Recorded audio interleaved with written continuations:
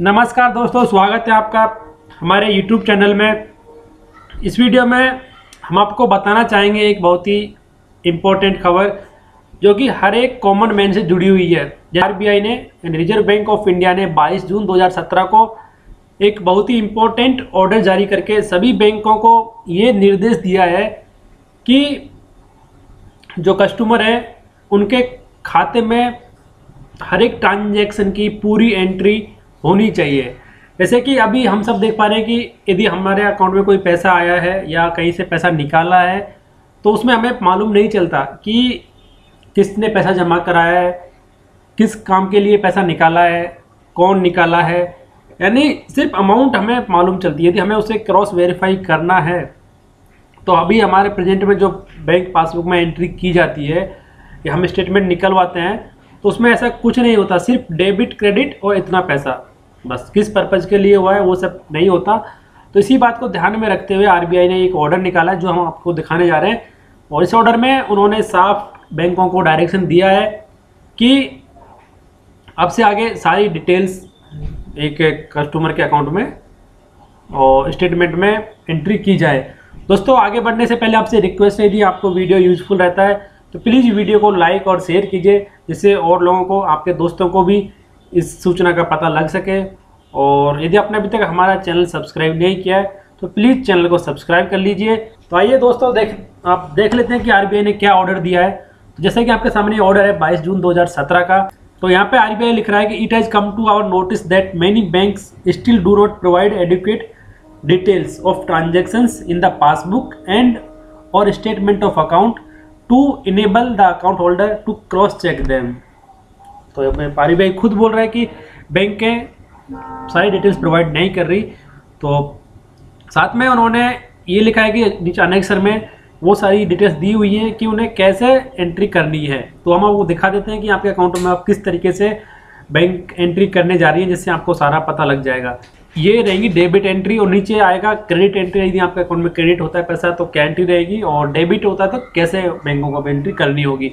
सबसे पहले यदि आपके अकाउंट में कोई पेमेंट टू थर्ड पार्टी होता है डेबिट, तो उसमें 3 डिटेल्स बैंक आप डालेंगी, नेम ऑफ द पेई, मोड, किस वजह से उसका ट्रांसफ़र हुआ है, यानी आरटीजीएस हुआ है, एनईएफटी हुआ है, कैश, चेक, नंबर, तो वो सारी डिटेल्स अब उस एंट्री में रहेंगी।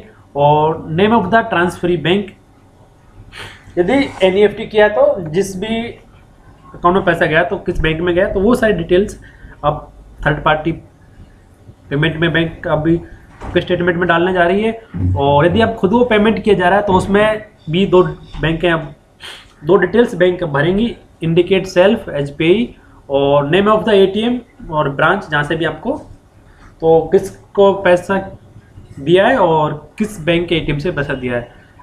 यदि आप यानी ड्राफ्ट या पे ऑर्डर इशू होता है तो उसके लिए भी नेम ऑफ द पेई और नेम ऑफ द ड्रॉई बैंक, तो वो दोनों चीज़ें रहेंगी उसमें। तो यदि आपके अकाउंट से कोई बैंक चार्ज बैंक काट रही है तो उसके लिए यहाँ साफ लिखना होगा कि किस नेचर ऑफ द चार्ज, यानी किस चीज़ के लिए चार्ज पैसा लिया है, फीस, कमीशन, फाइन, पेनल्टी जो भी है वो क्लियर लिखना पड़ेगा बैंक को। अब से पहले ऐसा नहीं हो रहा था। साथ में रीजन भी देना होगा उसको। अब एंट्री बैंक अपने कस्टमर के जो बैंक वो पासबुक है उसमें करने जा रही है। और यदि कोई गलत क्रेडिट हो गया अकाउंट में तो उसका रिवर्सल होता है, तो उसके लिए भी डेट और रीजन सारा डालना होगा अकाउंट में। यदि आपका जो इंस्टॉलमेंट है लोन का, उसका भी लोन अकाउंट नंबर अब आपके स्टेटमेंट में मिलेगा आपको, और जो name of the loan account holder है नहीं उसका नाम।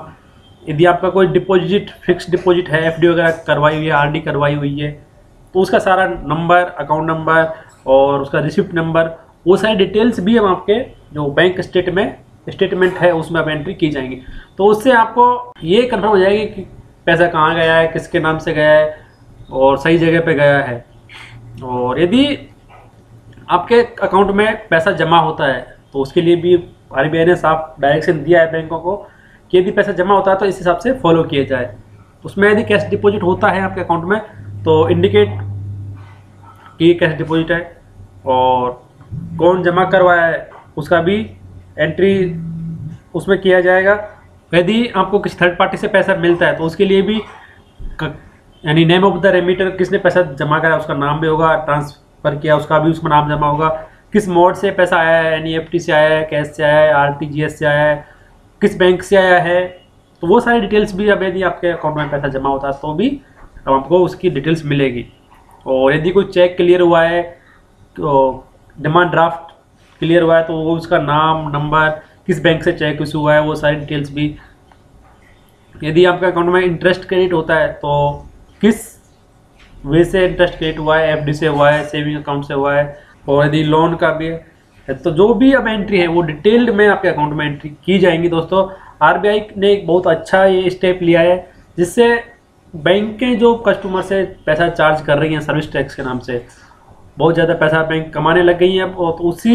तो उम्मीद करते हैं कि जो सूचना है आपके लिए यूजफुल रही होगी और आप अब बैंक में जाके भी ये ऑर्डर को दिखा सकते हैं कि यदि वो ठीक से काम नहीं करते तो कस्टमर्स के लिए काफ़ी अच्छा स्टेप है। यदि सूचना आपके लिए यूजफुल रही और आपको लगता है कि आपके काम की है तो प्लीज़ वीडियो को लाइक कर दीजिए और हो सके तो शेयर भी कर दीजिए जिससे आपके फ्रेंड्स को भी इसका मालूम चल जाए। तो दोस्तों वीडियो देखने के लिए आपको बहुत बहुत धन्यवाद।